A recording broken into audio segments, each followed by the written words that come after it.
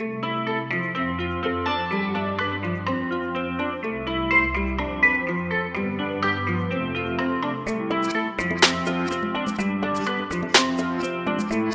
Seydou, président de Côte d'Ivoire Judo, est l'invité de ce numéro de votre émission À vous la parole. Il aborde la possible participation de Teddy Riner à l'Open International d'Abidjan. Il met en avant les efforts déployés par la fédération pour propulser le judo ivoirien au sommet. Dabone Seydou évoque également la perspective de voir des judokas ivoiriens participer aux Jeux Olympiques de Paris 2024. Bienvenue à toutes et à tous. La fédération a récemment changé de nom. Elle n'est plus connue sous le nom de Fédération ivoirienne de judo et disciplines associées, mais sous le nom de Côte d'Ivoire Judo. Pourquoi ce changement? Alors, c'est une recommandation, ne pas d'une exigence de la Fédération ivoirienne de judo, parce que Fédération ivoirienne de judo et discipline assimilée, en notre sein, nous comptons 2 disciplines. La Fédération internationale de judo a bien voulu qu'à l'intérieur des fédérations de judo, il n'y ait que du judo. Donc, au cours d'une assemblée générale extraordinaire, ils sont passés de Fédération ivoirienne de judo et discipline assimilée à Côte d'Ivoire Judo pour faire un peu fan. À ce jour, pouvez-vous affirmer que tout va pour le mieux dans le domaine du judo depuis votre élection? Alors, je pense que depuis bientôt 4 ans, nous avons entrepris de très grands travaux pour restructurer la fédération, restructurer le club, installer le judo sur toute l'étendue du territoire. Maintenant, est-ce qu'on peut s'auto-juger? Non. Il faut plutôt interroger les acteurs. C'est eux qui vous diront que le travail qui a été fait depuis bientôt 4 ans a porté fruit.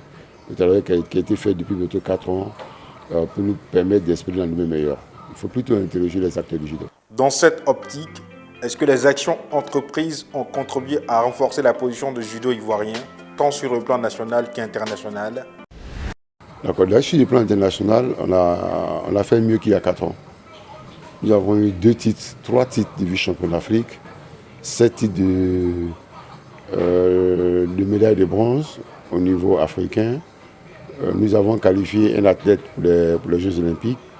Donc, au niveau international, nous avons gardé le cap. Au niveau national, nous avons fait un bon quantitatif et qualitatif. Aujourd'hui, le judo a enseigné un peu partout en Côte d'Ivoire. Nous avons installé 17 clubs dans les établissements primaires grâce à notre programme de judo à l'école. Aujourd'hui, le judo est enseigné comme on enseigne les maths ou l'anglais à l'école. Il y avait 2 heures de judo le lundi, 2 heures de judo le mardi, le mercredi, le jeudi, le vendredi jusqu'au samedi. C'est une avancée majeure.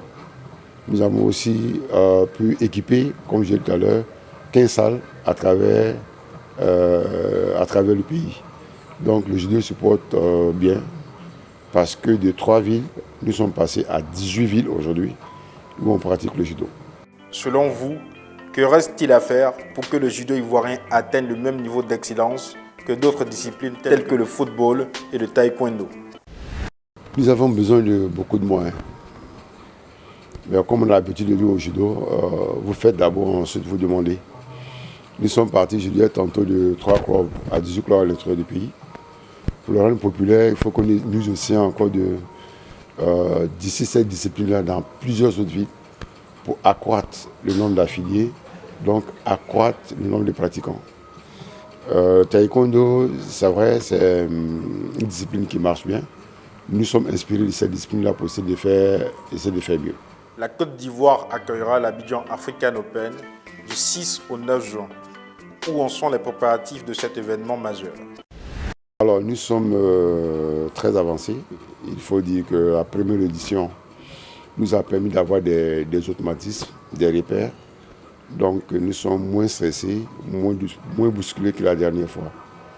Aujourd'hui, avec un comité d'organisation restreint, nous sommes très bien avancés. Nous sommes prêts pratiquement à 80%. Mais il y a un pari, un véritable pari à lever parce que le nombre de pays, la qualité des pays qui arrivent, nous oblige à monter l'Open d'un certain niveau. Vous avez 36 pays déjà inscrits officiellement et d'horizons divers.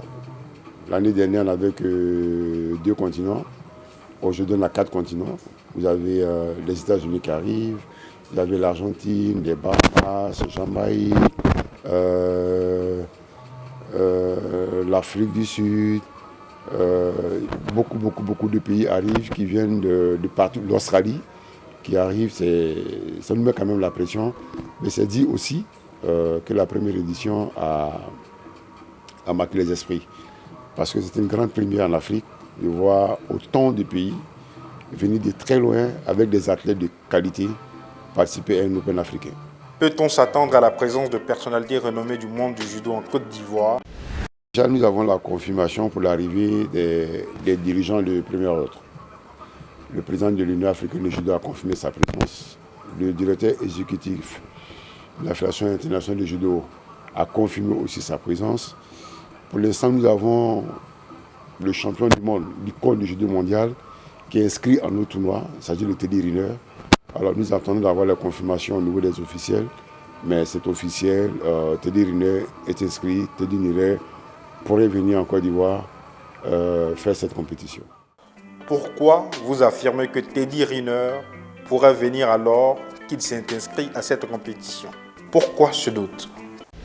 Si je regarde que le calendrier, je vous confirme qu'il sera là. Maintenant, après, vous savez, Teddy Riner, c'est un très grand champion. Il l'a déjà fait plus d'une fois, on l'a annoncé. Et des fois, il n'est pas venu pour des raisons tactiques ou stratégiques. Il est sans ignorer que les Jeux Olympiques, c'est dans moins d'un mois. Donc, il se sait très observé. Peut-être qu'après, on lui dira ce n'est pas nécessaire de venir parce qu'il y a tel ou tel athlète qui viendrait peut-être tester tes capacités. Aujourd'hui, il cherche plutôt à faire de la compétition pour garder la forme, pas pour aller chercher des médailles ou des récompenses. Il ne serait pas venu à Abidjan. Donc, il n'a pas obligation de venir à Abidjan. C'est pour ça que pour l'instant, nous disons il se pourrait qu'il vienne. Mais sur le site de la Fédération internationale de judo et sur le site de la compétition, Teddy Riner est bel et bien inscrit avec une vingtaine d'athlètes, juniors et cadets. Quel objectif visez-vous en organisant tel événement? À votre question précédente, comment faire pour positionner le judo au niveau national? Il faut juste faire venir les judokas de renom qui vont donner l'envie à nos judokas, à nos jeunes gens, à nos jeunes filles de venir pratiquer le judo. Déjà ça. Ensuite, il faut voir l'aspect économique. Il y a pratiquement 300 personnes qui arrivent. Ces 300 personnes, il faut les déplacer, il faut les loger, il faut les nourrir. Donc, c'est une plus-value pour l'économie ivoirienne. L'Abidjan African Open est un tournoi qualificatif pour les Jeux Olympiques de Paris 2024. Est-ce que la Côte d'Ivoire compte déjà des qualifiés pour ces Jeux? Quels sont les judokas ivoiriens qui tenteront de décrocher leur place pour Paris?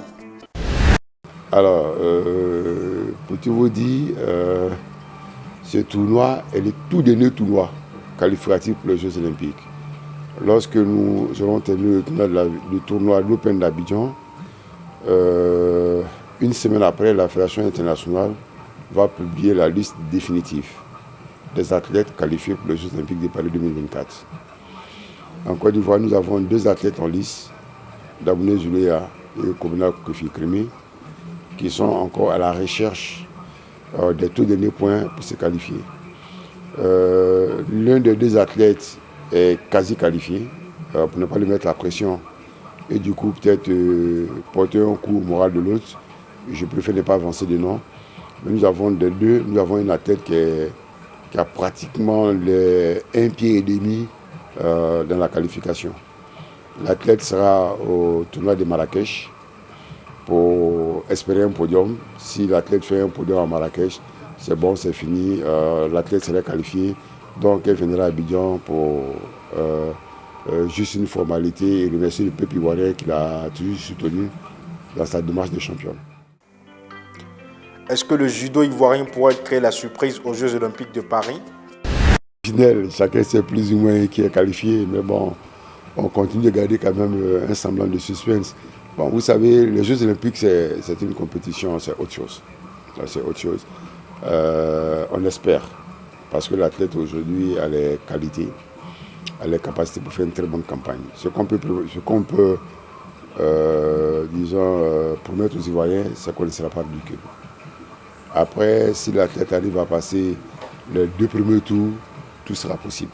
Tout sera possible parce que les 2 premiers tours, l'athlète, à cause de son classement, va tomber certainement soit sur le champion du monde ou la championne olympique.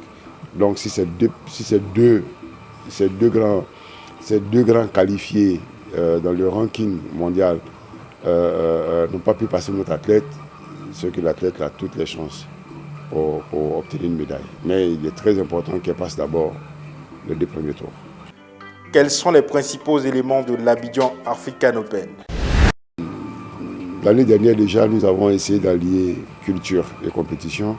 Cette année même, nous allons mettre l'accent sur la culture parce qu'il est très important pour nous de faire de cette compétition une activité lucrative. Le judo a besoin d'argent pour se développer et cette compétition doit nous permettre d'avoir suffisamment d'argent pour soutenir le développement que nous avons mis en place. Donc, autour du sport, de l'aspect sportif, je vous l'ai dit, il y avait l'aspect culturel. Cette année, il y aura une pléiade d'artistes. On décrit du spectacle pour attirer les consommateurs. Il y aura aussi un village open où les gens pourront venir se restaurer. Et à la fin d'un village open, il y a une animation qui va continuer jusqu'à 22h. Donc, avec les acteurs du secteur économique, nous allons créer un écosystème qui va permettre à la fédération d'avoir les ressources pour s'autofinancer et autofinancer son développement. Nous ne serons peut-être pas là pour récolter les fruits, mais nous avons décidé de mettre la base, de sorte que dans 15-20 ans, on n'ait que des champions à chaque fois que nous sortons pour des compétitions internationales. Non, pour l'instant, nous le ferons. Il faut dire, c'est l'occasion pour nous de remercier nos partenaires, parce que notre partenaire a décidé de prendre en charge toute la partie artistique et communication. Donc c'est ce partenaire-là qui va permettre aux Ivoiriens de venir regarder gratuitement. La rentrée est gratuite. Mais comme je dis, quand c'est gratuit, il y a quelqu'un qui a payé quelque part. Donc le partenaire a payé les artistes, le partenaire a payé la communication, le partenaire nous a soutenus dans tout ce qui tourne autour de l'aspect sportif. Nous, on a géré que l'aspect sportif. Le partenaire s'est chargé et de la communication et de l'animation. En conclusion, avez-vous un dernier mot à partager? Je dis aux Ivoiriens de venir nombreux soutenir nos athlètes, venir nombreux soutenir le sport ivoirien, venir nombreux soutenir la culture ivoirienne. Et puis ensuite, que la fête soit belle. C'est ici que prend fin ce numéro. Merci de nous avoir suivis.